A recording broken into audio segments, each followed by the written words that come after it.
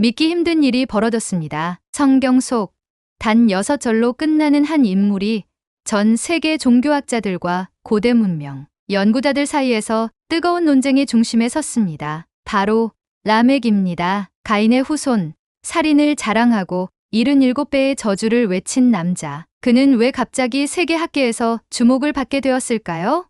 더 놀라운 건 이 라멕의 이야기가 한국의 고대 철학과 충돌하면서 완전히 새로운 해석이 등장했다는 사실입니다. 서울대 고고학팀이 번역해낸 메소포타미아 점토판 속 기록이 라멕의 실존 가능성과 그의 계보 단절에 대한 실마리를 제공하고 있는 겁니다. 전 세계가 묻기 시작했습니다. 왜 한국에서 이런 기록이 발견된 거지?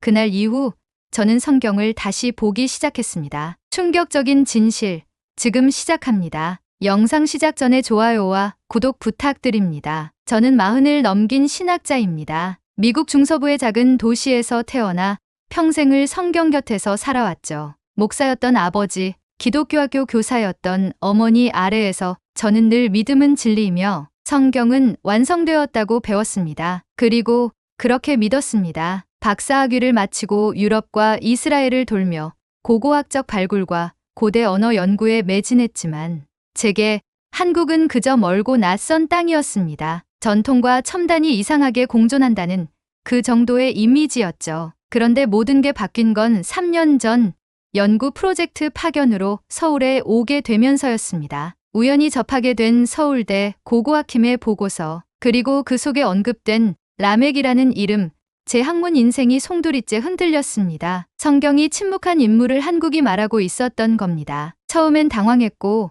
솔직히 의심도 했습니다. 하지만 곧 알게 됐습니다. 이건 단순한 고대 문명 해석의 문제가 아니었습니다. 한국이 지금껏 우리가 놓치고 있던 성경의 침묵을 깨우고 있었던 겁니다. 처음엔 단순한 검토였습니다. 서울대 도서관에서 고대 근동 신화와 성경 비교 연구 중 창세기 4장 후반을 다시 읽게 된 거죠. 그런데 그 구절 앞에서 저는 발걸음을 멈출 수밖에 없었습니다. 라멕이 그의 아내들에게 이르대로 시작하는 짧은 단락, 단 6절에 불과한 이 구절에 저는 설명할 수 없는 무게를 느꼈습니다. 그는 아내들 앞에서 살인을 자랑하고 복수를 외칩니다. 그리고 마지막으로 이렇게 말하죠. 라멕을 위하여는 벌이 77배, 이리로다. 저는 충격을 받았습니다. 이건 단순한 문장이 아니었습니다. 가인의 후손, 인류 최초의 일부다 처자, 문명의 상징을 이룬 아버지이면서도 폭력을 선언한 남자. 그리고 이상하게도 이 인물의 이야기는 여기서 끝입니다. 더는 언급되지 않습니다. 사라졌습니다. 왜일까요? 왜 성경은 그를 거기까지만 말하고 침묵한 걸까요? 며칠 후 서울대 고고학팀에서 발행한 내부 보고서가 제게 전달됐습니다. 제목은 에리두 점토판 해독 초안, 라무쿠 인물 기록이었습니다. 라무쿠?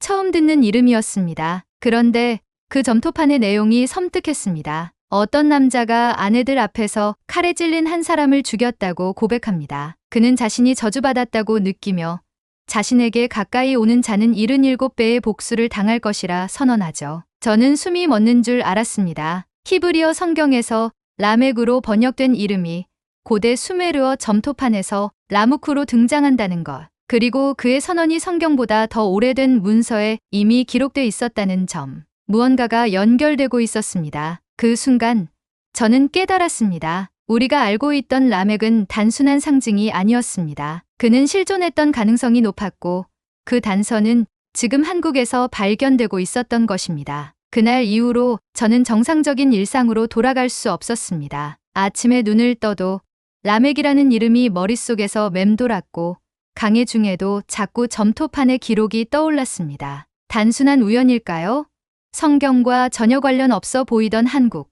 그런데 왜 이 땅에서 이런 단서가 튀어나오는 걸까요? 서울 한복판에서 발견된 수천 년 전의 이름, 심지어 연구소 관계자는 말했습니다. 이 기록, 한국 고유 토착 문양과도 기이하게 유사한 부분이 있어요. 제 머릿속이 완전히 뒤죽박죽이었습니다. 지금까지 배워온 모든 신학과 문명사의 틀이 무너지는 기분이었습니다. 더는 피할 수 없었습니다. 저는 직접 그 점토판을 보기 위해 서울대 박물관 보존실로 향했습니다. 한국이라는 나라가 이제는 제 학문과 인생의 핵심으로 자리 잡기 시작하고 있었습니다. 거기엔 무언가 지금껏 놓쳐온 거대한 연결이 있었습니다. 직접 눈으로 본 점토판은 상상 이상이었습니다. 금이 가고 흐릿해진 부분이 많았지만 확실하게 남아있는 문장은 오싹할 정도로 성경의 구절과 흡사했습니다. 나는 나를 상하게 한 자를 죽였다. 그는 나를 보고 있었고 나는 그의 눈을 막아야 했다. 저는 충격에 머리가 하얘졌습니다. 이건 단순한 고백이 아니었습니다. 자기 합리화에 가까운 선언이었고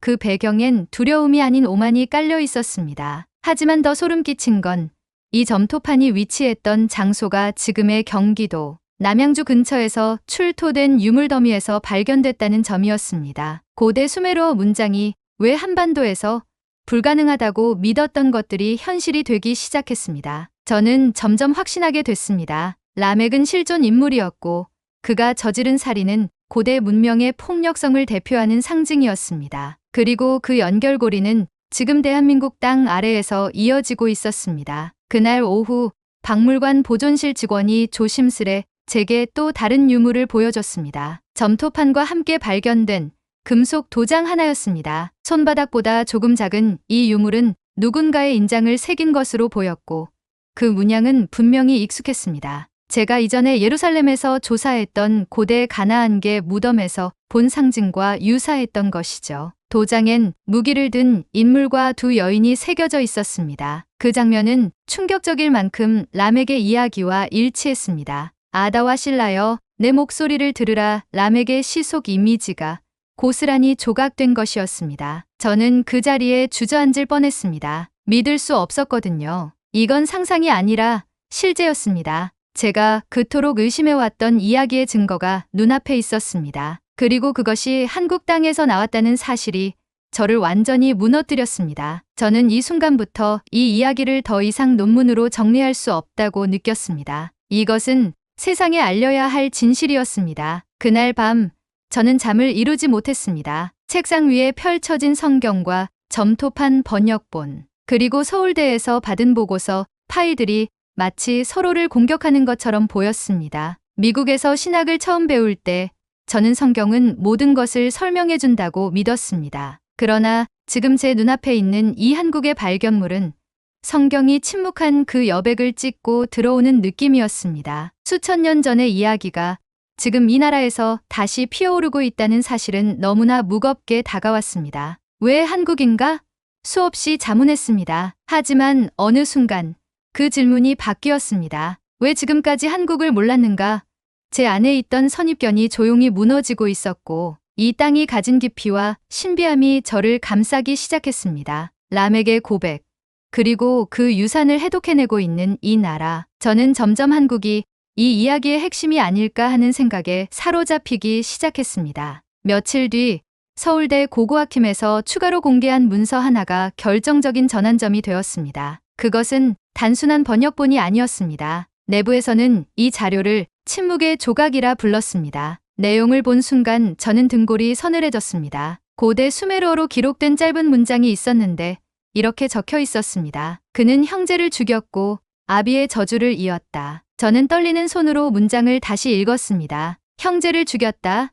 그렇다면 라멕이 죽인 사람은 단순한 상해자가 아니었습니다. 그는 자신의 형제 혹은 혈육을 죽였을 가능성이 있습니다. 이것이 사실이라면 그는 단순한 폭력범이 아니라 가문 자체를 끊어낸 존재였습니다. 그리고 그 저주는 자손을 남기지 못한 채 홍수 이전에 완전히 사라졌습니다. 저는 비로소 깨달았습니다. 성경이 침묵한 이유는 단지 그를 잊기 위해서가 아니었습니다. 그것은 경고였습니다. 침묵이야말로 가장 강한 메시지였던 것이죠. 저는 결국 그날 서울대학교 인문학관 4층에 있는 비공개 고대 기록 보존실에 들어가게 되었습니다. 연구자 자격으로도 허가받기 어려운 그 공간에서 마지막 단서를 직접 눈으로 확인했습니다. 그것은 파손된 점토판의 마지막 조각이었고 유일하게 남아있는 히브리어 단어 하나가 선명히 보였습니다. 네펫이 생명 또는 영혼을 뜻하는 단어였습니다. 점토판의 나머지 내용은 이미 유실됐지만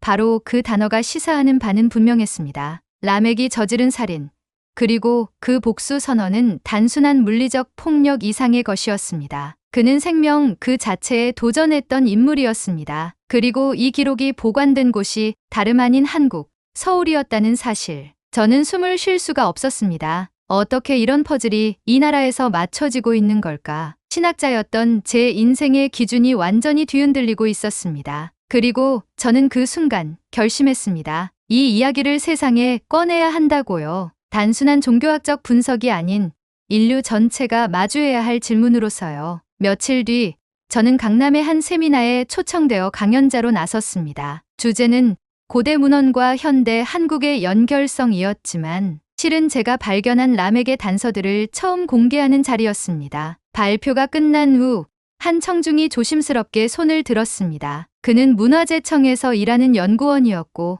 놀랍게도 최근 충남 아산에서 비슷한 문양이 새겨진 청동기를 발굴했다는 겁니다. 그 문양엔 이상하게도 칼을 든 남자와 2명의 여성이 묘사돼 있었습니다. 저는 전율을 느꼈습니다. 서울대 박물관에서 봤던 그 도장 인장과 거의 일치하는 구성이었기 때문입니다. 그리고 그가 한 말은 제 숨을 먹게 했습니다. 이 문양, 전문가들 사이에선 복수의 인장이라고 불립니다. 라멕이 외쳤던 77배 복수의 상징이 지금 이 땅에서도 반복되고 있다는 말이었습니다. 이건 단순한 우연이 아니었습니다. 고대의 폭력과 저주가 지금 이 시대에도 되살아나고 있는 겁니다. 이 이야기는 점점 더 한국 중심으로 수렴되고 있었습니다. 그날 밤 저는 처음으로 라멕이라는 인물에게 동정심을 느꼈습니다. 그가 정말 악인이었을까? 아니면 거대한 저주의 서막 속에서 자신도 벗어나고 싶었던 인물은 아니었을까? 그의 시는 분명히 살인을 정당화하는 듯했지만 그 안에는 억눌린 두려움과 절망이 숨어 있었습니다. 나를 상하게 한 자를 죽였도다는 말은 어쩌면 살기 위한 몸부림이었을지도 모르죠. 그리고 그런 그를 성경은 단 6절로 끝내버렸습니다. 침묵은 무언가를 숨기기도 하지만 때로는 가장 강력한 심판이 되기도 합니다. 라멕은 기록되지 않음으로써 인류의 거울로 남게 된 겁니다. 저는 그날 라멕이 단지 고대의 인물이 아니라는 걸 깨달았습니다. 그는 지금도 우리 안에 살아 있습니다. 폭력으로 자신을 지키려 하고 침묵을 선택하며 책임을 외면하는 존재로 말이죠. 그리고 그 침묵을 다시 깨우고 있는 이곳, 한국은 지금 인류가 다시 물어야 할 질문의 중심에 서 있었습니다. 저는 밤늦게까지 연구실에 홀로 앉아 창세기 4장과 점토판 기록을 번갈아가며 읽고 또 읽었습니다. 한 문장, 한 단어가 마치 낯선 암호처럼 다가왔고 그 속에 감춰진 무언가를 찾으려는 집념에 사로잡혔죠. 그런데 어느 순간 책상 위에 펼쳐진 히브리어 성경을 바라보다가 저도 모르게 중얼거렸습니다. 이걸 믿어야 하나? 제 안에서 균열이 시작됐습니다. 미국에서, 이스라엘에서 배웠던 진리는 너무도 단단했지만 지금 한국에서 마주하고 있는 현실은 그 진리를 낡은 껍데기처럼 보이게 만들었습니다. 성경은 완전한가? 아니면 완전하다고 믿고 싶었던 걸까?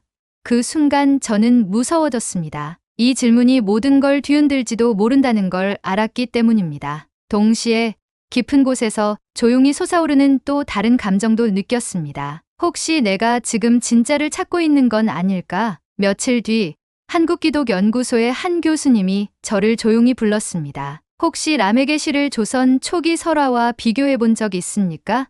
저는 당황했습니다. 설화라니요?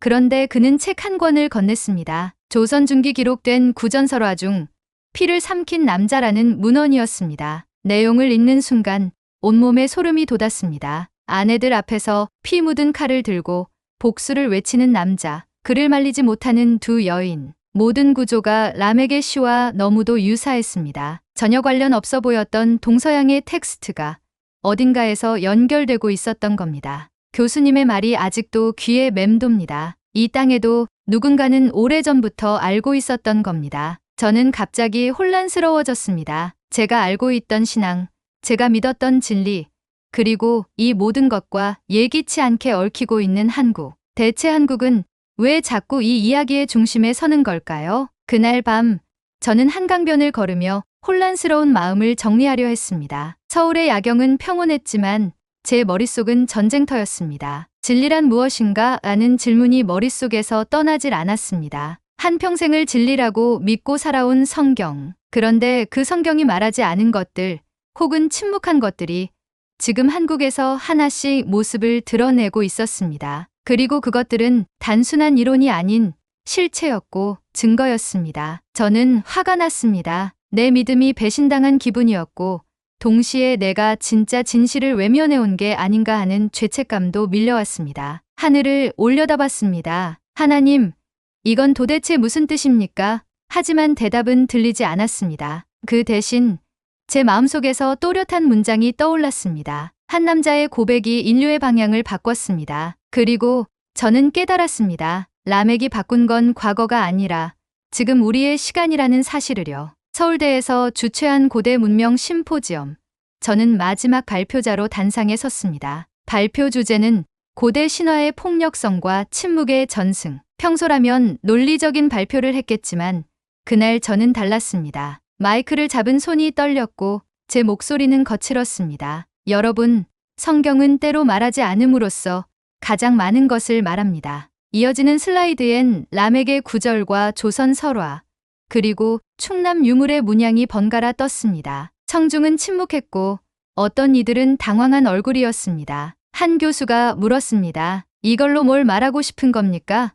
저는 주저하지 않았습니다. 이 모든 단서들이 하나의 흐름으로 모이고 있습니다. 그리고 그 중심이 바로 한국입니다. 순간 강연장은 술렁였습니다. 비판이 쏟아졌지만 저는 확신이 있었습니다. 더는 숨을 수 없었습니다. 이 진실은 이제 저 혼자만의 것이 아니었습니다. 전 세계가 알아야 할 이야기였습니다. 그리고 그 중심에 한국이 있다는 사실은 이제 제 신념보다 더 분명한 현실이었습니다. 그날 이후 저는 스스로를 시험하는 날들을 보냈습니다. 신학교 동료들과의 관계도 미묘해졌습니다. 어떤 이들은 너무 멀리 간 거 아니냐고 말했고, 또 어떤 이들은 조심스럽게 고개를 끄덕이며 제 연구를 응원했죠. 하지만 제 안의 가장 큰 싸움은 다른 사람이 아니라 제 자신과의 충돌이었습니다. 지금까지의 제 학문은 해석이었습니다. 성경의 본문을 바르게 해석하고 문맥을 이해하는데 초점이 맞춰져 있었죠. 하지만 지금은 달랐습니다. 이제는 해석이 아니라 선언이 필요한 순간이었습니다. 저는 선택 앞에 섰습니다. 안전한 신학자로 남을 것인가? 아니면 진실을 향해 끝까지 가볼 것인가? 그리고 이 질문의 중심엔 늘 한국이 있었습니다. 전 세계가 침묵한 이야기 속에서 유일하게 반응하고 해석하고 새롭게 읽어내고 있는 이 땅. 저는 더 이상 외면할 수 없었습니다. 선택의 순간, 저는 비로소 알았습니다. 이건 단순한 연구가 아니라 사명이었습니다. 어느 늦은 밤, 저는 서울 북촌의 작은 성경 박물관을 방문하게 됐습니다. 조용한 전시실 한쪽에 침묵의 인물이라는 코너가 있었고, 거기엔 라멕과 비슷한 인물들 기드온의 아들 아비멜렉, 가룟 유다 같은 인물들이 나열돼 있었습니다. 그런데 설명문 마지막에 이런 문장이 적혀 있었습니다. 침묵은 끝이 아니다. 오히려 다음 시대를 준비하는 여백이다. 저는 멈춰 섰습니다. 그 문장을 읽는 순간 모든 퍼즐이 맞춰졌습니다. 라멕은 단지 사라진 인물이 아니었습니다. 그는 한 시대의 종말을 대표하면서도 다음 시대의 회복을 향한 거대한 전환의 예고였습니다. 그가 사라졌기에 노아가 등장할 수 있었고 정결한 시대가 도래할 수 있었던 거죠. 저는 울컥했습니다. 지금까지 저는 왜 침묵을 두려워했을까요? 왜 해석되지 않는 여백 앞에서 혼란스러워했을까요? 바로 그 여백, 그 침묵 속에서 한국이라는 나라가 응답하고 있었던 것입니다. 이 땅은 오래전 침묵당한 이야기들을 다시 말하게 만드는 특별한 자리였습니다. 그리고 저는 마침내 선택했습니다. 저는 더는 해석자가 아닌 증언자가 되기로. 고대의 침묵이 지금 한국에서 말문을 열기 시작했기 때문입니다. 저는 한국어로 다시 라멕의 구절을 번역했습니다. 조심스럽게, 그러나 단단하게. 나는 사람을 죽였도다. 나를 상하게 한 자를 죽였도다. 그리고 그 아래에 이렇게 썼습니다. 그러나 그 침묵을 우리가 들었다. 저는 서울의 한 신학 포럼에서 이 내용을 발표했고, 세계 각국의 학자들이 처음으로 한국을 이 주제의 중심으로 받아들이기 시작했습니다. 한국은 더 이상 성경 해석의 주변이 아니었습니다. 가장 깊은 여백을 해석해내고 가장 오래된 고통을 복원하는 자리에 서게 된 것입니다. 저는 그날 확신했습니다. 이 땅은 단지 기술과 경제의 강국이 아닙니다. 과거를 해석하고 미래를 제안하는 영적 중심이 될 수 있다는 걸요. 그리고 그 시작은 침묵한 한 남자, 라멕이었습니다. 포럼이 끝난 뒤 저는 조용히 경복궁 근처 한 골목길 카페에 앉아 있었습니다. 서울의 봄바람은 따뜻했고 사람들의 일상은 여전히 평온했습니다. 그런데 저는 그 평온함 속에서 오히려 더 큰 진실을 느꼈습니다. 우리가 라멕을 오해했듯 한국 역시 오랫동안 오해받아왔던 건 아닐까요? 단순한 기술 강국, 짧은 근대사의 나라로만 보였던 이곳. 하지만 이 땅은 오래전부터 이야기를 품고 있었고 해석을 기다리는 여백이었습니다. 저는 조용히 기도했습니다. 하나님, 이 땅이 말하고 있습니다. 저에게 들을 귀를 주십시오. 고대의 침묵은 끝났고 그것은 단지 역사를 말하는 것이 아니라 지금 우리의 삶과 선택을 향한 물음이었습니다. 그리고 그 물음 앞에 가장 먼저 응답한 곳이 바로 한국이었습니다. 저는 이제 압니다. 라멕의 고백은 인류의 종말이 아닌 회복의 시작이 될 수 있다고요.